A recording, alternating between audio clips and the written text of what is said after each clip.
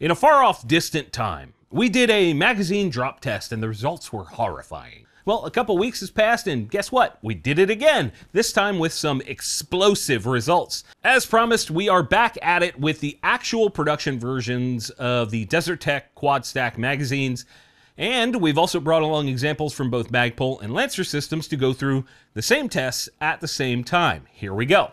These are all going to be brand new magazines that were only tested for function. Nothing broken with the mags, however, whoever assembled the lower over at Desert Tech used inferior parts, and the detent on the front takedown pin got stuck in the lower, causing the pin to not work. Super fun.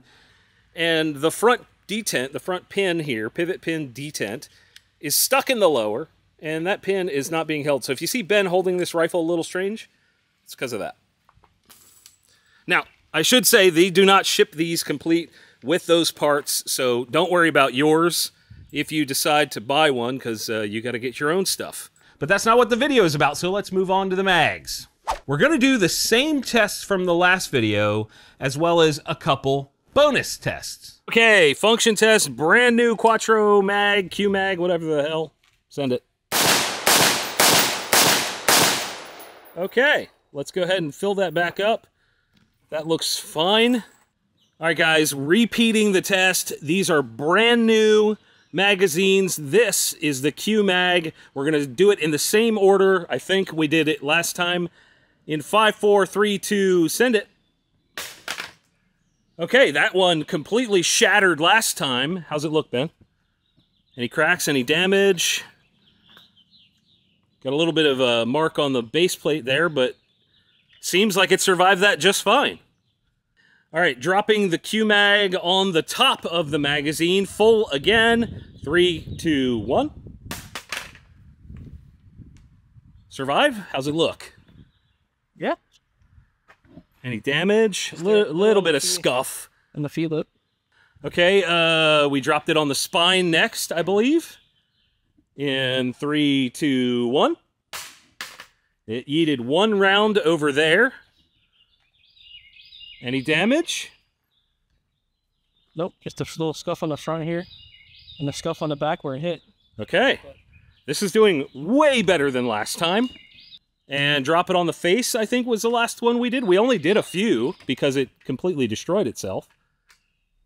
That seems fine. Well, it was, I think, the stack, de-stack. So it kind of got out of alignment inside there? There is nothing inside this magazine keeping the rounds organized, so that is possible. Drop it on the face, I guess. Yeah, like that. In 3, 2, 1. Okay, again, one round came out and went over to the left. Just some scuff there. Just some, hey, man, that is a major, major improvement over what happened last time. Sure, I mean, it seems like it would be a functional magazine. We're going to shoot this in a minute here. Pop that round back in. Should we drop it from higher to see like where it fails? At this point, I don't think it's gonna fail. There's nothing. Like, yeah, like it's not even showing signs of issues. Yeah, I mean the floor plate's got a little bit of play in it, but it's not gonna come off. I feel like we should climb up on the roof of the van and drop it off there. What do you think? Dude, that's 16 feet. Like we're not doing that.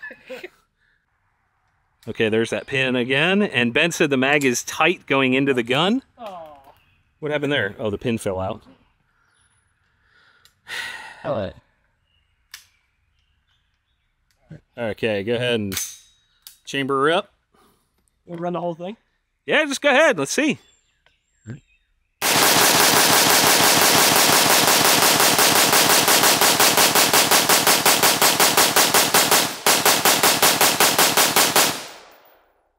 And it locked open. I would say that's a good mag, and I'm kind of impressed. That's the way it should have gone the first time. 100%. Now, that was pretty impressive to go from a really poor test to what is completely acceptable. I thought that was pretty good. Now let's move on to the others. Okay, we've got the guys from Stuff and Things loading up the Q-Mag, and we are currently going to test the Magpul and the Gen 1 Lancer. The Gen 1 Lancer we expect may drop some, but they've changed that design now. Ben, if you would, please, 3, 2, 1. Anything? This one, this one. Okay. As expected, one came out of the Lancer. How did the Magpul do? Scuffed in the back. Scuff a little bit. And then destacked. And so. And then just a little bit of reorganization. Okay. Dropping it on the feed lips in 3, 2, 1. Anything? Okay, the Lancer dropped 1, or was that the PMag? PMag. PMag dropped 1. And then opened up the top. It didn't break, but see how it's... Oh yeah, it's a little wider up top, yep. So when you put the round back in, see how it went? Okay, so it may just pop out of there. Okay, so a little bit of damage on the PMag. How's that Lancer doing? So both, nothing on there. That's looking pretty good. All right, cool. And on the spine this time. In 3, 2, 1. Magpul spit out at least one. That's got a round sticking out of it. It's kind of to be expected with how the Lancer do. Yeah. Still good. And this one was just like this. It just popped out a little bit.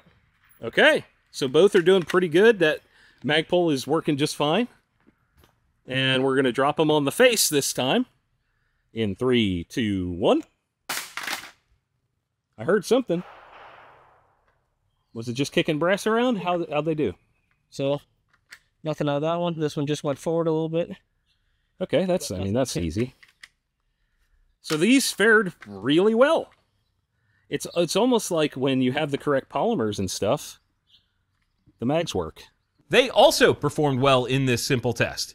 I think it's time to, I don't know, turn up the heat, turn up the velocity more like it. All right, guys, this is Ian. He is one of the guys from Stuffin' Things.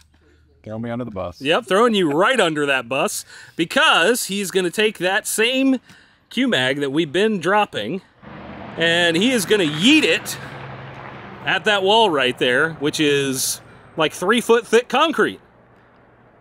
In 3, 2, 1. How'd it do? I don't know if you want to show that. How did it do? I don't know. I don't know if you want to show that. Honestly, it's still in one piece. The body is still working. The base plate just See if you can find the base plate in the yeet pile. Yeah, right here. Half broke. Base plate broke. So what it took was basically throwing it at a concrete wall. Yes!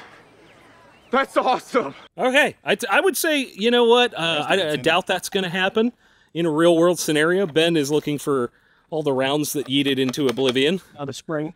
Oh, the spring's gone forever? Here's the follower. How'd that stuff fare?